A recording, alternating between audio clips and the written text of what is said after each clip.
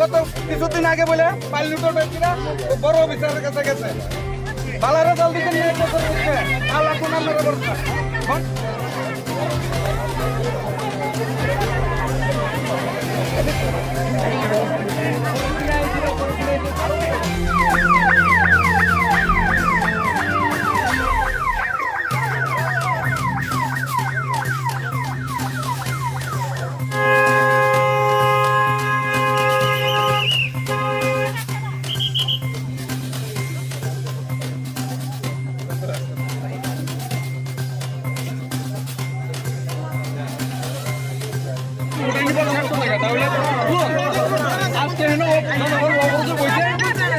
আরেকদিকে আপনি সব করেন যে হ্যাঁ আগে আমরা উঠে নিতে আমরা চলেন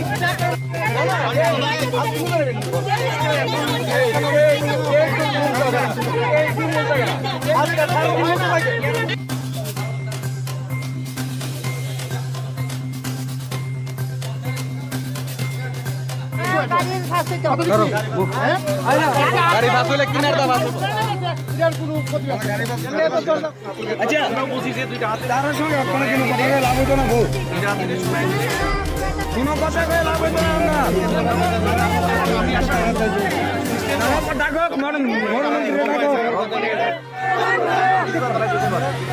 কি হচ্ছে এখানে? এখানে হাতি কালকে পরশু কয়েকদিন ধরে ডিক্লারেশন করতেছে তো এটার এগেইনস্টে তারা রাস্তা অবরোধ করছে। কোন জায়গা এটা? এটা চাকমা চাকমাগা কোন থানা আন্দারে পড়ে? তেলিয়ামার থানা। ওখান ওখান তারা কি চান ওখানে? তারা চাইতেছে হাতিরে পার্মানেন্টলি এখান থেকে সরাই নিয়ে যেতে। ওখানে আপনারা বন্ধুত্ব থেকে আসছেন এখানে? আমি বন্ধ নিজ অফিসে তেলিয়ামা। কি বলছেন আপনারা তারা? আমরা যেটা নিয়ম আছে নিয়মের মধ্যে থেকে কাজ করতে লাগবে। আমরা যারা এডিএস টিম কাজ করতেছে তারা দাবি যেটা আছে আমি তো আমার ডিপার্টমেন্টের সিনিয়রের কাছে জানাইতে পারি ডিসিশন যারা কতক্ষণ থেকে তারা এখানে ধর্ণা বসছে? ঘন্টাখানি আগে না? আমি আমার কাছে ঘন্টাখানি। স্যার আপনার নাম? সুপ্রিয় দেব। কোন থানা? আমরা আছি তোরা আর্থিক সমস্যা আমরা বাড়ি ঘর থাকতে পারি না বাড়ি ঘরের সমস্যা আমরা থাকতে পারি না খুব জবাগন কোনো আমরা ঘুমাতে বাড়ি ঘর ভেঙে ভেঙে সময় দান করতে হ্যাঁ হয়তো আজকে 5-7 বছর ধরে এই অবস্থা আছে আমরা রাত্রে ঘুম নাই পোলাম এলে এই রাস্তা ঘুরো লাগে আইয়া টাউন লাগে এই বাড়ি ঘর ভেঙে আমরা কই থাকুক এটা কপালে কিনলে মহানিপুর কপালে কিনলে কালকে রাত তো গেছেন না ধান টান ভাঙিয়া গড় ভাঙিয়া খাইছে এই ধান তারপরে উঠানে আমাদের চিল্লি হ্যাঁ এই কপালে কিনলা ধান বস্তা ভাঙছে নিচে তারপর গড় ভাঙিয়া হ্যাঁ হয়তো কপালে কিনলে ভিতরে এটা ওরা এরিয়া হচ্ছে তোমার উত্তর বনগাঁ এরিয়া বুঝছি না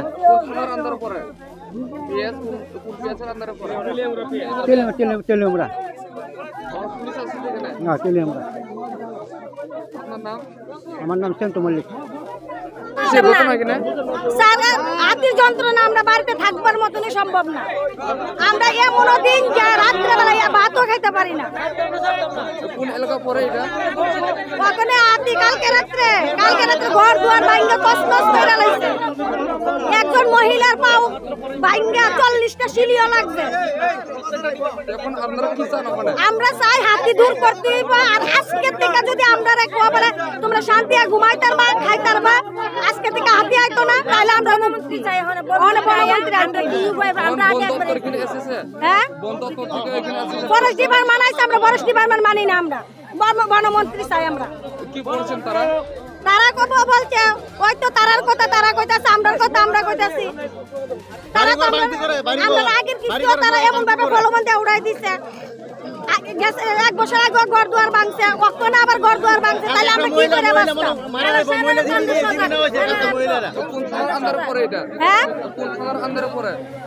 বুঝলাম না তেলেমরা আমরা তেলেমরা জানা এই জায়গার নাম ঠাকুরদান বৈশ্যপাড়া অ্যাকচুয়ালি এই পাড়াতে আজকে যাবতে 1 বছর ধরে বন্য হাতির তাণ্ডবে জনগণ থাকতে পারছে না, ঠিক আছে। তো 3 থেকে 4 বার ডেপুটেশন দেওয়া হয়েছে ফরেস্ট অফিসে, কিন্তু তাদের কোনো পদক্ষেপ নেওয়া হয়নি, ঠিক আছে। যাবত কিছুদিনের মধ্যে অনেকগুলো বাড়িঘর নষ্ট হয়েছে, প্লাস একজনের মৃত্যুও হয়েছে, ঠিক আছে। এরপরও তাদের কোনো পদক্ষেপ নেই, যার কারণে মানুষ বিভ্রান্ত হয়ে আজকে রাস্তায় বসেছে। তো কোন এলাকা পড়ে এটা? এটা পড়ে চাকমাঘাট মগবাড়ি এরিয়া, কোন থানার আন্ডারে পড়ে এটা? এটা পড়ে তেলিয়ামুড়া পিএসের আন্ডারে। তখন তেলেমুড়া থানার পুলিশ প্রশাসন এখানে এসেছে। প্রশাসনকে ফোন করা হয়েছিল গতকালকে, ফোন করার পরেও তারা বলছে যে তাদের হাতে কোনো কিছু নেই, এটা ফরেস্ট ডিপার্টমেন্টের হাতে। কিন্তু ফরেস্ট ডিপার্টমেন্টের কাছ থেকে কোনো সুযোগ সুবিধা পাওয়া যাচ্ছে না। তখন কি ফরেস্ট ডিপার্টমেন্ট থেকে এখানে উপস্থিত আছে? হ্যাঁ, এদিকে উপস্থিত সবাই আছে, কিন্তু এখন পর্যন্ত কোনো স্টেপ নেই। কি বলছেন তারা? তারা বলছে এদিক থেকে সরাবার জন্য, সব কিছু চলে যাওয়ার জন্য তারা স্টেপ নেবে, কিন্তু ওইভাবে তো কোনো কিছু হবে না।